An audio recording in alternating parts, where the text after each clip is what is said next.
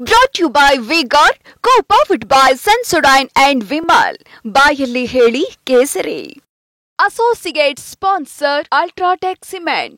Co-sponsored by Saptagiri NPS University. ಸೂರ್ಯ ಅವರು ನಮ್ಮ ಜೊತೆ ಬಂದು ನೇರವಾಗಿ ಅವರನ್ನ ಮಾತಾಡಿಸ್ತೀನಿ. Sir, ಮೊದಲದಾಗಿ congratulation. ಇನ್ನೊಂದು ಈಗ ಅಂತಂದರೆ NDA ಸರ್ಕಾರ ಮಾಡುತ್ತಾ ಇಂಡಿಯಾ ಮೈತ್ರಿ ಕೂಡ ಸರ್ಕಾರ ಮಾಡುತ್ತಾ ಅನ್ನೋ ಚರ್ಚೆ ಇದೆ. ನೀವು ಸಂಸದರಾಗಿ ಏನು ಹೇಳ್ತೀರಿ? ಚರ್ಚೆ ಬಹುಶಃ ಮಾಧ್ಯಮದ ಕೆಲವು ವರ್ಗಗಳಲ್ಲಿ ಬಿಟ್ಟರೆ ಎಲ್ಲೂ ಇಲ್ಲ.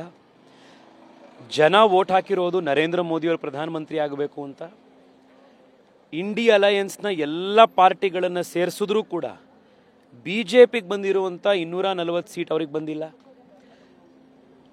NDAಗೆ 294 ಸೀಟ್ಗಳ ದೊಡ್ಡ ಬಹುಮತವನ್ನು ಜನ ಕೊಟ್ಟಿದ್ದಾರೆ. ನರೇಂದ್ರ ಮೋದಿಯವರೇ ದೇಶದ ಪ್ರಧಾನಿ ಆಗುವಂಥದ್ದು. ಮುಂದಿನ 5 ವರ್ಷ ಕೂಡ ನರೇಂದ್ರ ಮೋದಿಯವರೇ ದೇಶವನ್ನು ಮುನ್ನಡೆಸ್ತಾರೆ. ಇದು ಇನ್ವರ್ಟರ್ AC. ನೀವು ಗ್ಯಾಮ್ಲರ್ ಅಲ್ವಾ?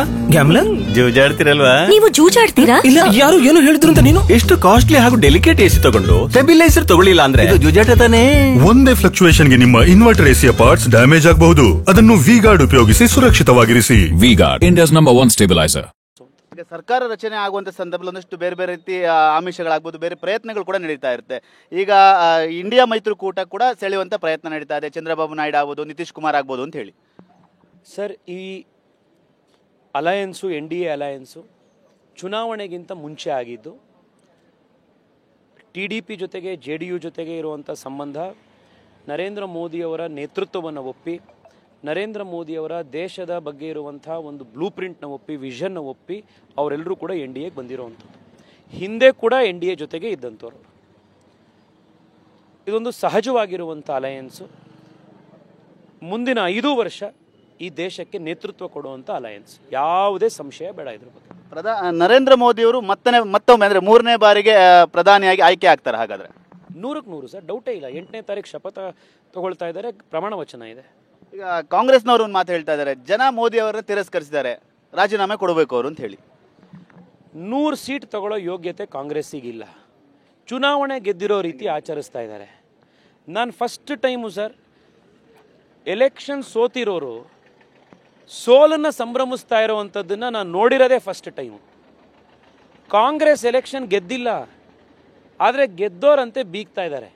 ಯಾಕೆ ಇಷ್ಟೊಂದು ಅವರು ಬೀಗ್ತಾ ಇದ್ದಾರೆ ಅನ್ನೋದು ನನಗೆ ಅರ್ಥ ಆಗ್ತಾ ಇಲ್ಲ. ಇಡೀ ದೇಶದಲ್ಲಿ 3 ಡಿಜಿಟ್ ಕ್ರಾಸ್ ಮಾಡಿರೋದೇ BJP, 240 MP.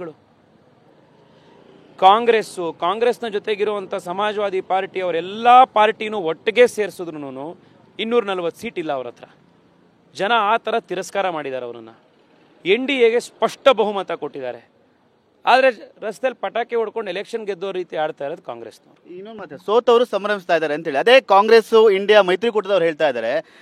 ಗೆದ್ದಂಥವರು ಸೋತಿದ್ದಾರೆ, ನಾವು ಸೋತು ಗೆದ್ದಿದ್ದೀವಿ ಅಂತ ಹೇಳ್ತಾ ಇದ್ದಾರೆ ಕಾಂಗ್ರೆಸ್ನವರು. ಈ ಥರ ವ್ಯಾಖ್ಯಾನಗಳನ್ನು ಅವ್ರು ಮಾಡ್ಬೋದು, ಅದಕ್ಕೆ ಯಾರೂ ಅವ್ರನ್ನ ತಡೆಯಲ್ಲ.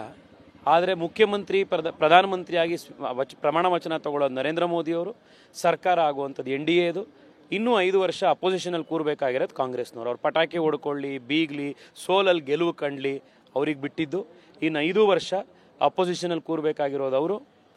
ದೇಶದ ರಾಜ್ಯಭಾರ ಮಾಡಬೇಕಾಗಿರೋದು, ದೇಶದ ಜನರ ಸೇವೆ ಮಾಡಬೇಕಾಗಿರೋದು NDA ನರೇಂದ್ರ ಮೋದಿ. ಇದು ಸ್ಪಷ್ಟ ಇದೆ. ಕೊನೆ ನೇರ ಪ್ರಶ್ನೆ, ಇಷ್ಟೆಲ್ಲ ಒಂದಷ್ಟು ಗೊಂದಲಗಳು, ಯಾವುದೇ ಗೊಂದಲಗಳಿಲ್ದಾನೆ NDA ಮೈತ್ರಿಕೂಟ ಸರ್ಕಾರವನ್ನು ರಚನೆ ಮಾಡುತ್ತೆ, ಪ್ರಧಾನಿ ಮೋದಿಯವರು ಮತ್ತೊಮ್ಮೆ ಅಂದರೆ 3ನೇ ಬಾರಿ ಪ್ರಧಾನಿ ಆಗೇ ಆಗ್ತಾರೆ. ಹಾಗಾದರೆ ಸರ್, ನೀವು 100 ಸತಿ ಕೇಳಿದ್ರು ನನ್ನ ಉತ್ತರ ಅಷ್ಟೇ.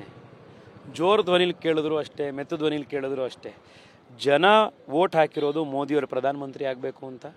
ಜನ ವೋಟ್ ಹಾಕಿರುವಂಥದ್ದು ಸ್ಪಷ್ಟ ಬಹುಮತ NDA ಕೊಟ್ಟಿರೋದು.